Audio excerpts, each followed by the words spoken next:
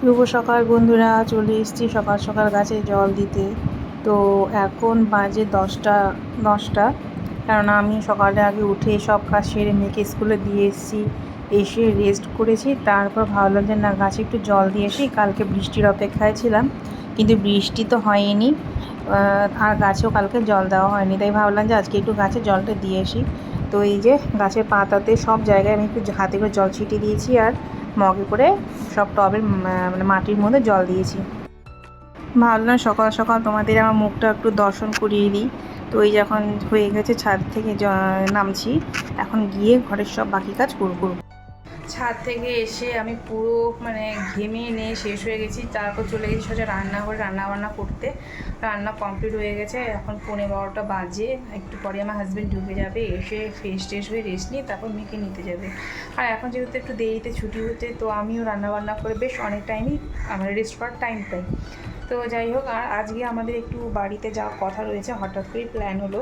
কারণ কালকে টিকিট করার কথা বলা হয়েছে। এখন আজকে যদি আমার আর আমার মেয়ের টিকিট আমরা তিনজনের আর কি টিকিট কনফার্ম হলে আমরা যাচ্ছি, আর যদি টিকিট কনফার্ম না হয় তাহলে আমার হাজব্যান্ড একাই যাবে। তো সব কিছুই আমার কাজ হয়ে গেছে। রাতে যা নিয়ে যাওয়া হবে সেটাও আমি রান্না করে রাখলাম একবারে, কারণ গরমে না বারবার ভালো লাগে না রান্না করে যেতে। তো যাওয়ার হলে ঠিক আছে, যাওয়ার না হলে আমরা খেয়ে নেবো, আর হাজব্যান্ডকে খাওয়ার প্যাক করে দেবো। আর ঘরটারও পুরো অবস্থা আমার দিকে খারাপ, ওটা দেখানোর মতো কিছু নয়। রোজ রোজ একই আর আমরা এটা পরিষ্কার করবো, পুরো এলোমেলো হয়ে আছে। তো চলো ফটাফট কাজগুলো সেরে নিই। আবার একটু পরে ওই লোকে আবার একটু চা হলে চা বা ঠান্ডা যেটাই খেতে চাইবে সেটা করে দিতে হবে। তো চলো পরে আবার তোমার সঙ্গে দেখা হবে। এখন ঘড়িতে বাজে 5টা 10, সেই যে আমরা বেরিয়ে গেছি। 6:30টার ট্রেন, আমাকে হাজব্যান্ড বলেছিল 5:30টায় বেরোবে, তবুও আমি তাড়াতাড়ি একটু বেরিয়েছি, কেননা ট্রেনের ব্যাপার হতে পারে লেট হয়ে গেল। সেই জন্য আমরা একটু অ্যাডভান্সে বেরিয়েছি, গিয়ে স্টেশনে বসে থাকবো তাও ভালো, কিন্তু লেট করা যাবে না আর কি।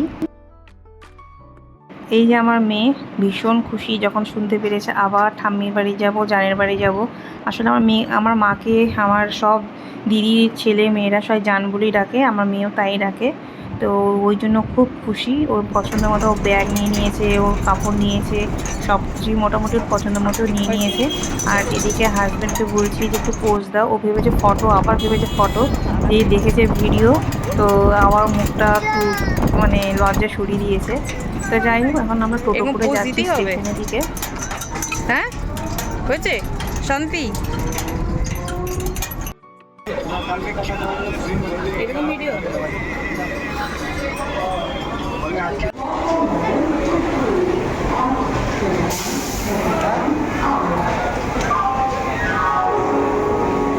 ব্যাগটা না পড়ে যাবে, সব হাতে আমার হাতে দাও দাও। আরে আমি এই ব্যাগটা তো দেখানো হবে, কি দেখানো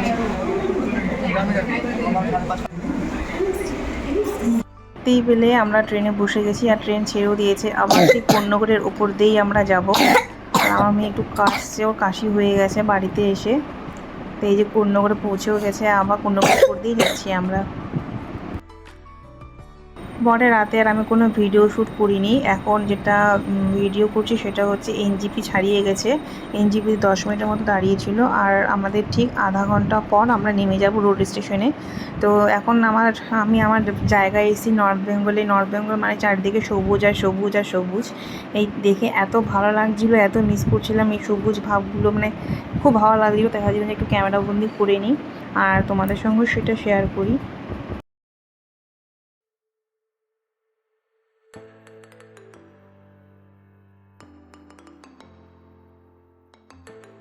পৌঁছে গেছি আমাদের গন্তব্যস্থল রোড স্টেশনে।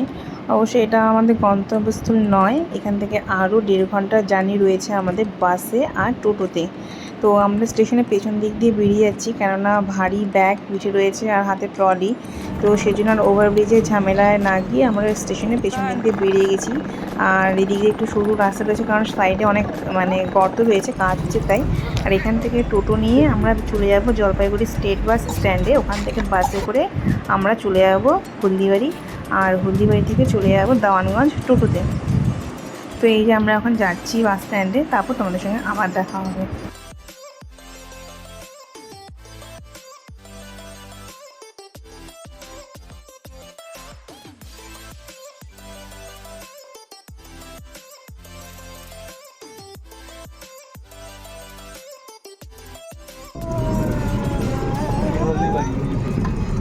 এখানে এই যে সামনেই তো একটা আছে। হ্যাঁ এই তো। এই যে জলপাইগুড়ি স্টেট বাস স্ট্যান্ড। তো আমরা যখন পৌঁছেছি তখন ঠিক 6:30, 6:30 বাজেনি, 6:25 কি 26 বাজে।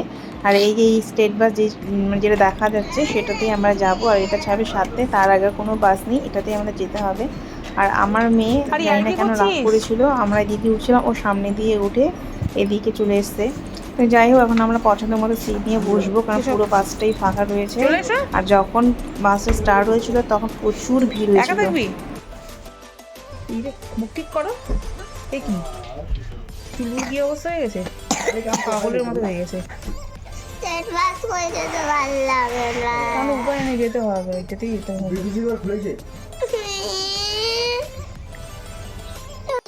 আমাদের বসিয়ে রেখে বর গিয়েছিলো একটু চা খেতে, আর আমার জন্য একটু চা নিয়ে এসেছিলো। আর এদিকে 7টা বাজার সাথে সাথে বাসটাও ছেড়ে দিয়েছিল। ভাবলাম একটু ভিডিও করে তোমাদেরকে জলপাইগুড়ি শহরটা দেখাই। যদিও পারিনি পুরোটা ধরতে, জলপাইগুড়ি একটি খুব ভালো শহর, বড়ই শহর। আর এখন এখান থেকে বাসে করে যাচ্ছি হলদিবাড়ি। হলদিবাড়িতে বাস থেকে নেমে এবার আমরা যাচ্ছি টোটো করে দেওয়ানগঞ্জ, আমার বাড়ি। আমার না, আমাদের বাড়ি। আমার শ্বশুরবাড়ি, বাবার বাড়ি ওখানেই রয়েছে। আর এই যে টোটো করে এখন যাচ্ছি। এখানে এখন নতুন একটা মল খুলেছে, বেশ কিছুদিন হয়েছে, বছর। তো এখন আমরা ধীরে ধীরে যাচ্ছি।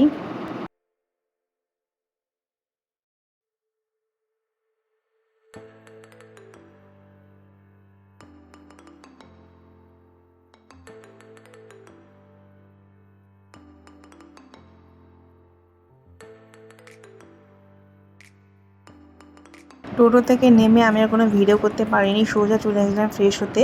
এই যে আমার রুম, জানলা দরজা সব পর্দাগুলো খোলানো ছিল। ওই যে ব্লু কালারের যে ওয়ালটা দেখছো সেটা হচ্ছে আমার বেডরুম। আর এই যে পাশে সিঁড়ি চলে গেছে, আর একটা আছে পাখির নাম মিঠু, কথা বলে না কিন্তু কেউ এলে খুব চিৎকার করে। চলো তোমাদেরকে পেছনটাও দেখিয়ে দিই। পেছনটা আপনার অনেক বড় এরিয়া। এই যে নতুন বাথরুম করা হয়েছে, আর ঘরটাও একসাথেই করা হয়েছে। এই পেছনে এতটা বড় এরিয়া যে তুমি মানে যে কোনো অনুষ্ঠান খুব সুন্দরভাবে করা যায়, কিন্তু করি না আমরা, আমাদের সেরকম কোনো অনুষ্ঠান হয়ও না খুব বড় করে।